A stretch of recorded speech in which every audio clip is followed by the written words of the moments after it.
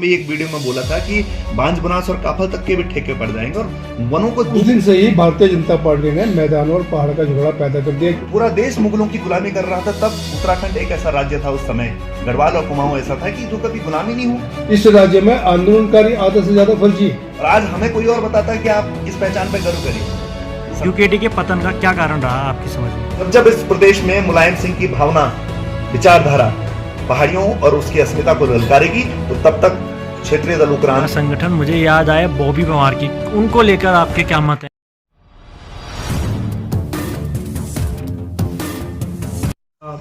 को बेसिकली हुआ क्या विधायकों को एक पत्र दिया जाएगा कि आप उस दिन चुप क्यों थे। उसका औचित्य ये था कि आप क्यों चुप रहे, इसका ये इनका मंतव्य है। दूसरा, यूसीसी के कुछ पॉइंट ऐसे हैं जो कि उत्तराखंड के लिए घातक है।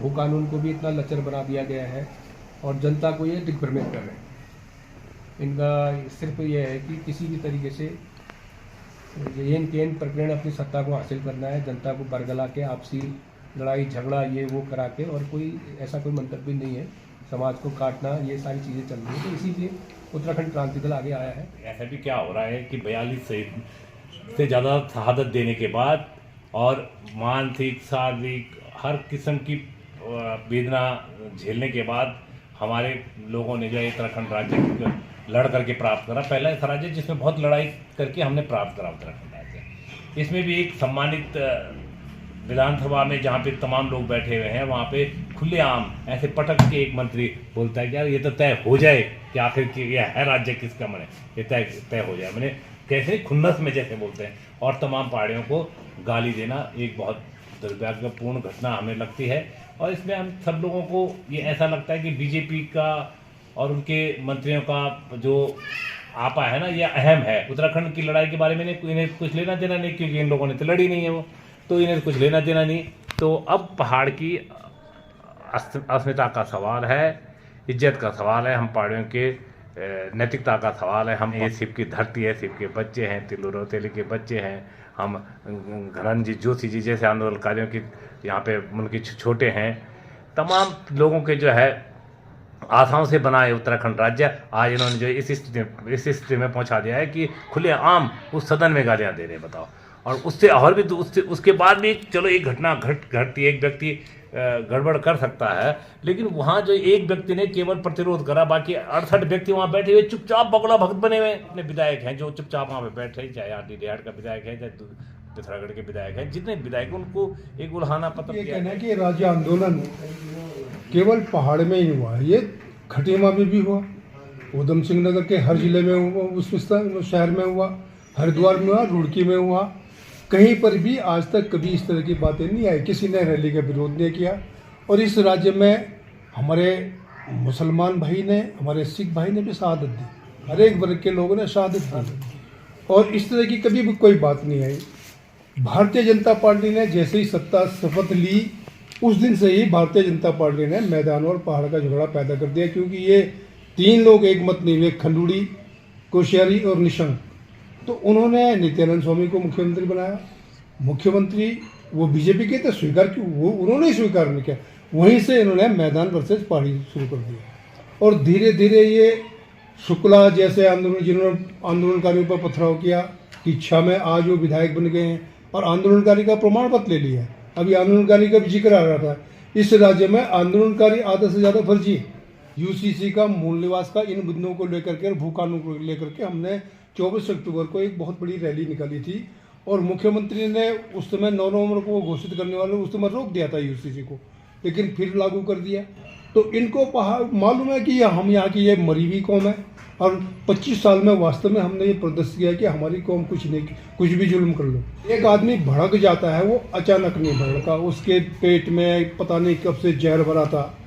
प्रेमचंद अग्रवाल खड़ा होकर के पूरी कौम को अपमानित करता है, ये तो निंदनीय विषय है, ये तमाम लोग। लेकिन इससे ज़्यादा निंदनीय बात है रितु खंडूड़ी, जो हमारे विधानसभा अध्यक्ष हैं, उनको उसको रोकने के बजाय उस व्यक्ति को टोक रही है जिन्होंने पहाड़ की पीड़ा रखी, और उसके बाद धमका भी नहीं खड़ी होकर के।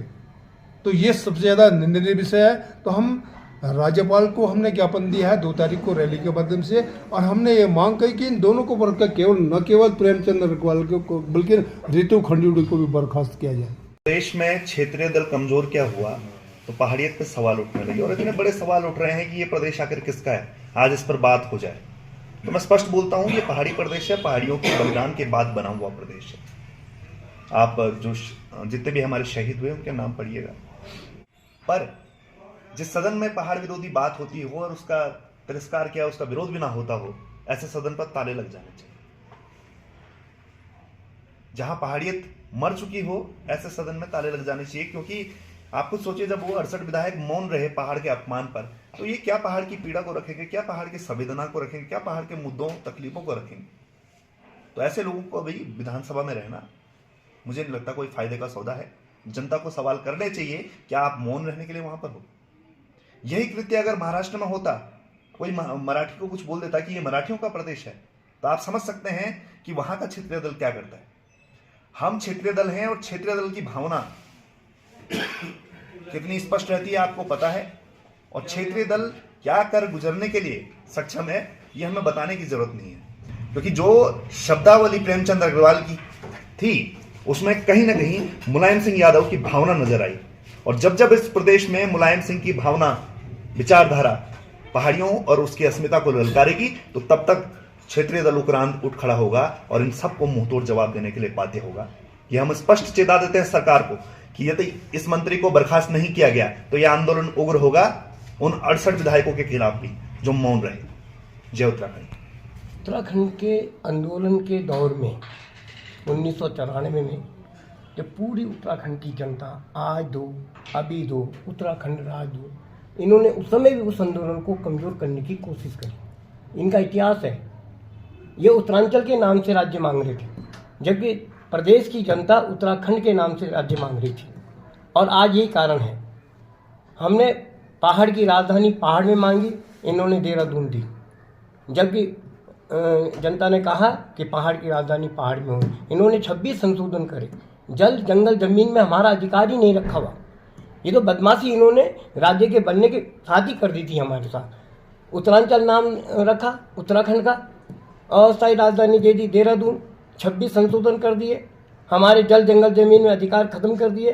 सीलिंग एक्ट में विधेयक में बाकायदा लिखा गया है कि उत्तराखंड का विभाजन नहीं माना जाएगा।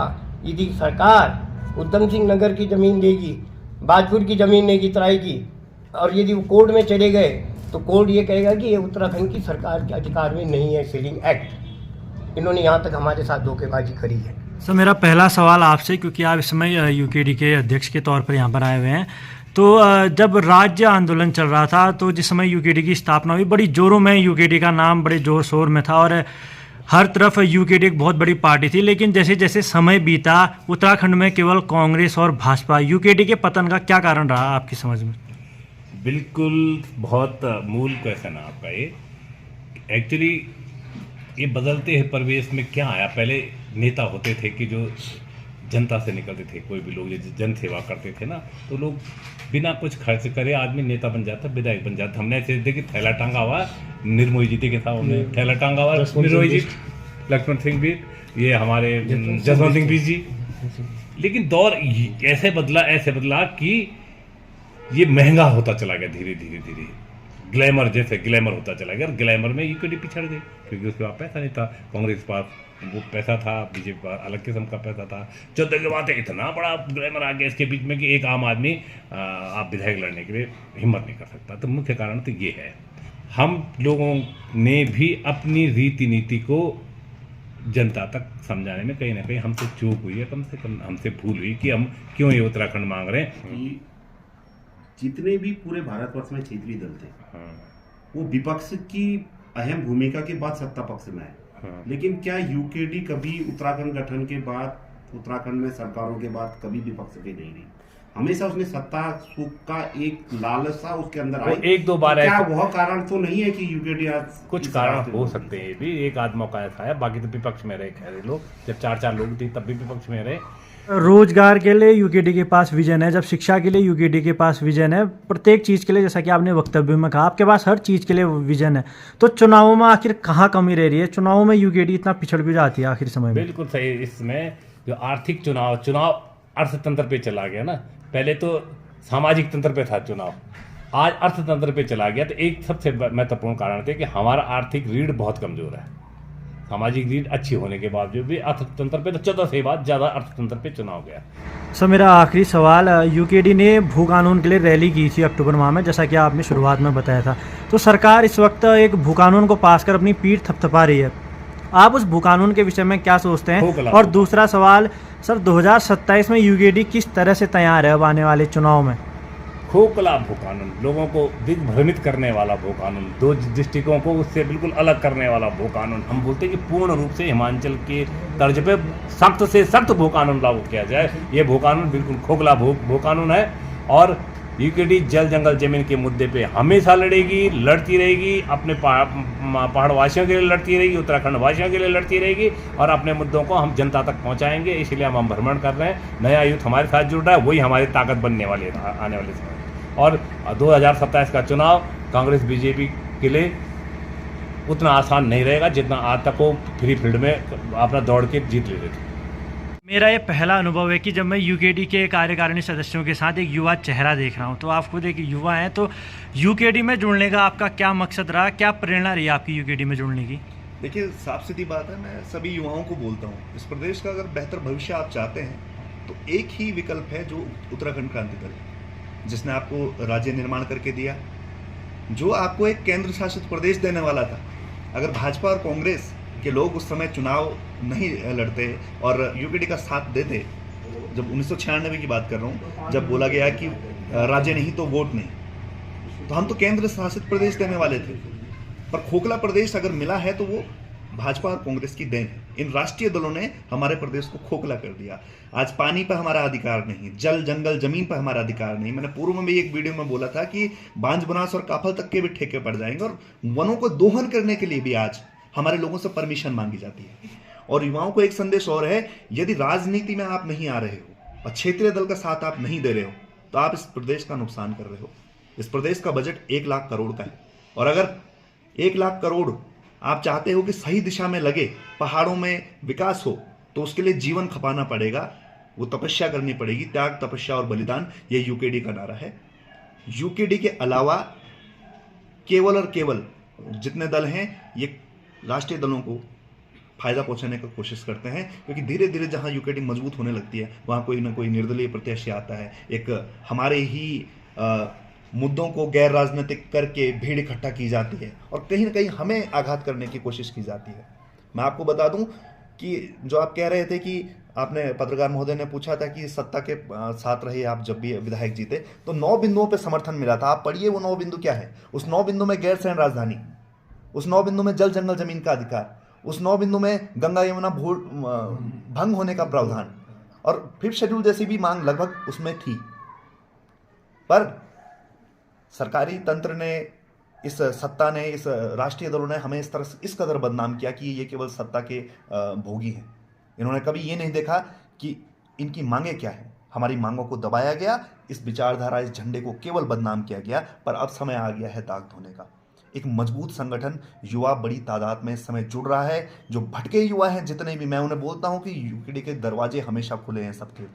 ये राज्य जननी पार्टी है, इसके आगे नतमस्तक होइए, क्योंकि जब ये राज्य दे सकती है तो राज्य बचा भी सकती है, या आपको रोजगार भी दे सकती है। जय उत्तराखंड। सर दूसरी बात, यूकेडी और भाजपा जो चुनाव में लड़ेगी, लेकिन भाजपा का युवा मोर्चा आज प्रदेश में, एक राष्ट्रीय स्तर की बात करें, प्रदेश स्तर की, युवा मोर्चा आज बहुत विशाल है, बहुत सेफ है, और दूसरी तरफ यूकेडी का युवा प्रकोष्ठ। तो किस तरह से भाजपा से तुलना कर सकते हैं आसपास की? देखिए, अगर तुलना करनी है आपको तो बौद्धिक स्तर पर करिएगा। मैं एक सॉफ्टवेयर इंजीनियर हूँ, और आप, मुझे नहीं पता कौन उनके प्रदेश अध्यक्ष हैं, आप उनके क्वालिफिकेशन देखिएगा। मैं कह रहा हूं, आप जितने भी राष्ट्रीय दल के लोग हैं, आप मेरे सामने खुली डिबेट में इनको बिठाइए, आपको पता लग जाएगा कौन काबिल है। इस प्रदेश में सरकार लाना बहुत आसान काम है। मैं फिर कह रहा हूं, 15 मिनट के लिए पूरा उत्तराखंड एक बार युवा को सुन ले कि युवा क्या सोचता है, इस प्रदेश की राजनीति में बदलाव आएगा। आप देखिए आज किस तरह से डेमोग्राफी चेंज हो गई है। इन्होंने यही लोग बोलते थे कि विधर्मी बसेंगे, डेमोग्राफी चेंज होगी, इस तरह की बातें भाजपा किया करती थी, और आज यूसीसी लागू करके 1 वर्ष में स्थायी निवासी बना रही है। क्या अब डेमोग्राफी चेंज नहीं हो रही है? जितने भी कानपुर और नागपुर के संगठन आते हैं और हमें बोलते हैं कि आप हिंदू होने पर गर्व करिए। पहाड़ियों का इतिहास तो इतना गौरवान्वित है कि जब पूरा देश मुगलों की गुलामी कर रहा था तब उत्तराखंड एक ऐसा राज्य था उस समय, गढ़वाल और कुमाऊं ऐसा था कि जो कभी गुलामी नहीं हुआ। हमने तो सत्य सनातन की रक्षा की, वेद पुराणों की रक्षा की, और आज हमें कोई और बताता है कि आप इस पहचान पर गर्व करिए। सनातन को गर्व होना चाहिए कि पहाड़ियों ने सनातन की रक्षा की, और हम उस कौम से हैं। क्षेत्रीयता को किताबों से हटाया जा रहा है। आप पढ़िए, आप बच्चों से पूछिए, न केवल यूकेडी के बारे में, आप पूछिए कि तीलो नौतेली कौन थी, माधव सिंह भंडारी कौन थे, कत्यूरे वंशज कौन थे, चंद्र वंशज कौन थे। आपकी तो पहचान को धूमिल करके रख दिया है। जितने भी अन्य हिमालयी राज्य हैं उसमें जो पत्रकारिता है या जिसमें जो नेता हैं वो लोग, आप देखिएगा वो अपनी रीजनल भाषा में बात करते हैं, पर हम लोग देखिए, मेरे अंदर पहाड़ के प्रति प्रेम है, पर मैं फिर भी वो भाषा जो है वो आपके सामने नहीं बोल पा रहा हूँ, और आप भी उस भाषा का प्रयोग नहीं कर पा रहे हैं जो हमारी मातृभाषा है। तो ये दूसरे कल्चर का डोमिनेंस है। मैं ये नहीं कह रहा हूं हिंदी राष्ट्रीय भाषा है, पर हमारी अपनी भी पहचान। भारत के कॉन्स्टिट्यूशन में लिखा हुआ है कि इंडिया जो है वो अलग अलग स्टेट का एक राज्य है, तो हर स्टेट की अलग पहचान है। पर मैं ये कहता हूं कि हमारी पहचान को दबाया क्यों जाता है? तो पहचान को न दबने दें, क्षेत्रीयता के नाम पे संगठित हों, और केवल एक ही विकल्प है, उत्तराखंड क्रांति दल युवा प्रकोष्ठ समस्त युवाओं का आह्वान करता है कि आप आइए, जुड़िए, राज्यजन्य पार्टी को मजबूत करते हैं। युवा प्रकोष्ठ खुद बोल रहा है कि हम बेरोजगारों को स्वरोजगार से जोड़ने का काम करेंगे। जितनी सरकारी नीतियां आती हैं, चाहे कॉन्ट्रैक्ट्स आते हैं, चाहे कोई भी नीति आती है, स्टार्टअप्स की आती है, तो मैंने वो देखा है कि वो आवंटित किसी अन्य प्रदेश वाले के लिए हो जा रही है। आप सोलर देखिए, सोलर प्लांट उसमें मुझे नहीं लगता ज़्यादा मूल निवासी हैं। ठेकेदारी आप देखिए, उसमें लगभग 1-2% यहाँ के मूल निवासी रह गए हैं। तो जो ये बेसिक संसाधन है, हम सरकार और प्रशासन पर दबाव बनाएंगे कि हमारे लोगों को पहला रोजगार दो, और जो भटके हुए बेरोजगार युवा है उनको स्वरोजगार से जोड़ने का काम करेंगे, उनको आर्थिक रूप से मजबूत करेंगे, उनको सामाजिक रूप से मजबूत करेंगे, उनको राजनीतिक रूप से मजबूत करेंगे। इसके लिए युवा प्रकोष्ठ ही एक स्वरोजगार संगठन बना रहा है, जिसके लिए हम आह्वान करते हैं युवाओं से, आइए, जुड़िए, मजबूत होइए, बेरोजगारों की श्रेणी में ना तो गिने जाओ, क्योंकि बेरोजगार एक धब्बा है, और उस धब्बे को एक सम्मान के साथ मत लो। वो कोई बहुत अच्छा टैग नहीं है बेरोजगार का। करना है तो स्वरोजगार संगठन बनाते हैं और स्वरोजगार का टैग लेते हैं। सब बेरोजगार संगठन और स्वरोजगार संगठन, मुझे याद आया बॉबी पवार की, उनको लेकर आपके क्या मत हैं, या उस संगठन को लेकर?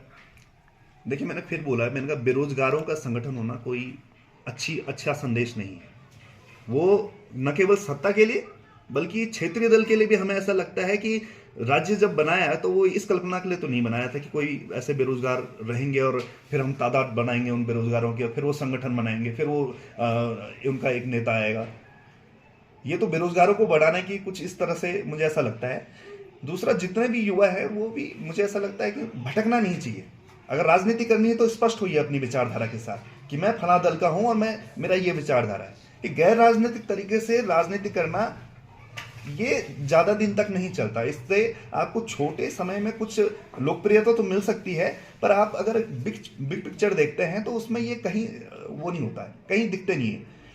अगर जनता के साथ आप स्पष्ट रहेंगे विचारधारा के साथ, जिस तरह आप देखिए हमारे साथ कितने वरिष्ठ लोग हैं, तो ये हमेशा अपनी विचारधारा के साथ स्पष्ट रहे।